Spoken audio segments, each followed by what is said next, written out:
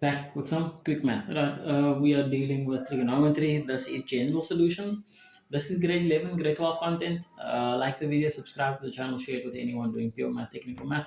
Also, drop a comment if there's something that you didn't understand, or if you want me to re-explain, or content that I haven't made that you still would like to see. We will deal with these general solutions. We'll maybe cover both of these in the same video. We'll see how far we get. But maybe before we even look at the general solution, we need to understand what it is that we're actually doing. Okay, so in this question number 5.3, the first one, that is a function. Okay, so let's go draw that function quickly and let's see how that's going to look. So over here, we've got our graph paper. How this looks as a function, it's over here. Okay, so let's just go back quickly. The function that we wanted to see was 3 sine 2 theta. Okay, so I've drawn that over here on our graphing app. That is 3 sine 2 theta. Okay, and then it says that this graph 3 sine 2 theta, that graph is equal to 1 comma 56. Okay, so I'm going to draw in 1 comma 56 as well so we can see where that is. Okay, so 1 comma 56, that's that one over there, that dotted line that you see over there. Okay, so what does our question mean? Our question means this: where does our function and the dotted line, where do they meet? Okay, so clearly if we look at this, we can see they meet over there, they meet over there, they meet over there, they meet over there, they meet here, they meet here, they meet here, they meet here. And if I extend this, we can obviously see there's a ton of other places, right? To the left and to the right. There's a infinite amount of places where these two functions are going to meet. Okay, so when we're finding the general solution, let's go do some math. When we're finding our general solution, we want to know we want an equation to cover all of the solutions. Where they meet, okay, all of those dots, we want to be able to know where they are. Okay, so this is how we're going to deal with this question. So this one, we're dealing with it here. The first thing that you are going to do, so if you want steps, here's step one. You need your trig function alone. So we have sine 2 theta. We want to have that all on its own. So we want to get rid of this 3 here. How are you going to get rid of that 3? Well, we'll divide both sides with our 3. Okay, this will cancel out. This will go into the calculator, and the calculator will tell us that 1 comma 1.56 divided by our 3 is going to be 0.52. Okay, great. So this reduces to sine 2 theta is equal to 0 comma 52. Okay, so that's the first thing. You want your trig function sine, cos, or tan, whichever one it is, alone. The next thing that you want to do is you want, okay, let's just maybe put this in another color. You want this thing over here on its own. Okay, so that means that you need to get rid of sine. So how do you get rid of sine? Hopefully we know. How do you get rid of sine? We do the arc sine, right? So we're going to say 2 theta is equal to arc sine. That is the thing that looks like that, of our 0 comma 52. Okay, let's put this into the calculator.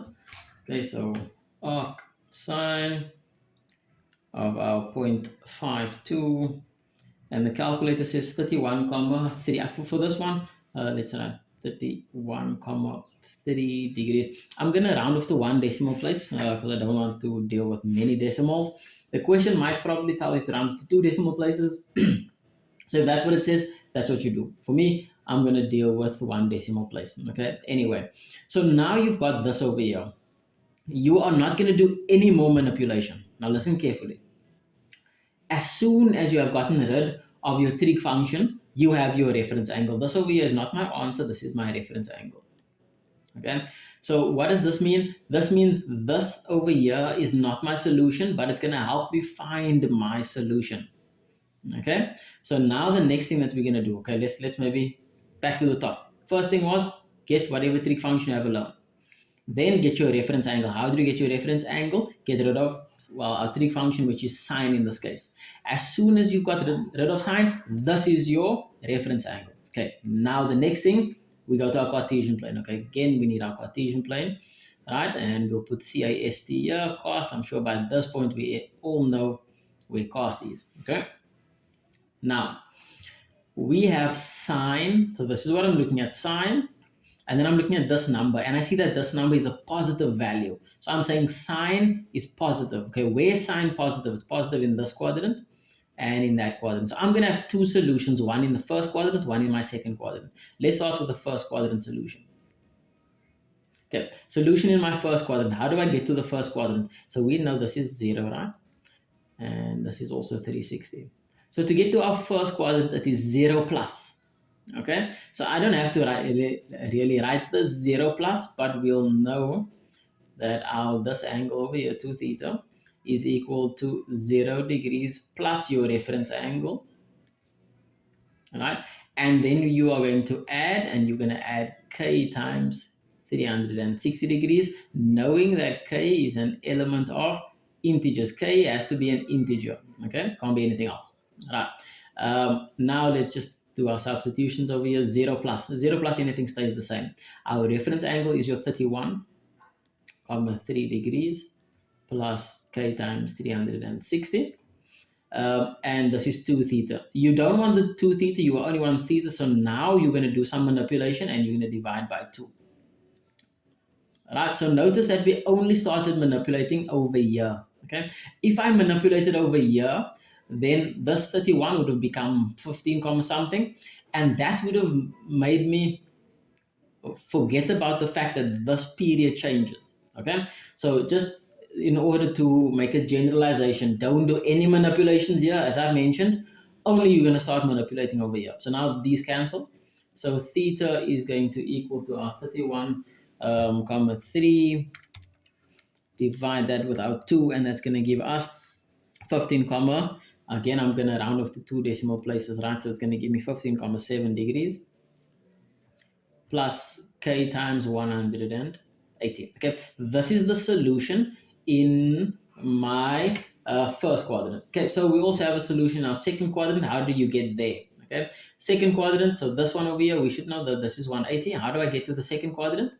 180 minus. So I'm going to say 2 theta, which is what I got over here, equals to, just want to rewrite that, make it look a little bit better. 2 theta equals to our 180, because we want to get into the second quadrant, minus our reference. Our reference in this case is 31,3. And again, plus k times 360 degrees.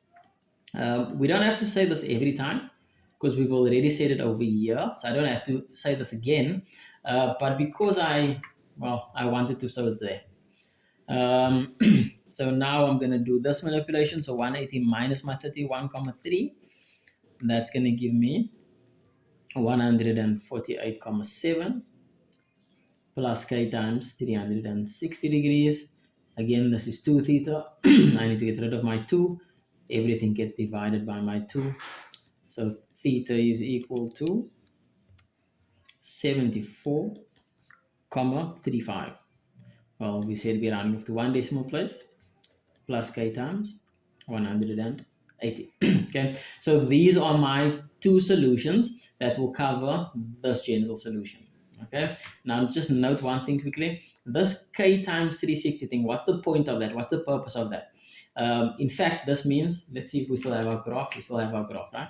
So my first answer over here, this answer over here, let's see if we can draw on this. My first answer over here, this answer that I've got there, is going to be my 15,7. Right? So 15,7. How do I get rid of this thing? My 15,7. Okay. Now 15,7 is this one over there. And then 180 degrees after that is your next one. And then 180 degrees after that is your next one. And if you get to 15,7, 150 degrees before this is another one. 180 before that is another one, right? So what I'm saying is every 180 degrees, this answer over here, this answer over there, why is it giving me my dot? Anyway, this answer over here, that 15, it repeats itself every 180 degrees. Because of that repeating itself every 180 degrees, we need this part. Okay, similarly, the 74, okay, if we go back to our picture over here, 74 is over there, and every 180 degrees, the 74 also repeats itself. Okay, that's why this needs to be here, because we have repeated answers. Okay, that was the general solution. We'll cut this video here, and in the next video, we'll deal with this one, where we have 2 different trig ratios. Okay, good luck in your prep.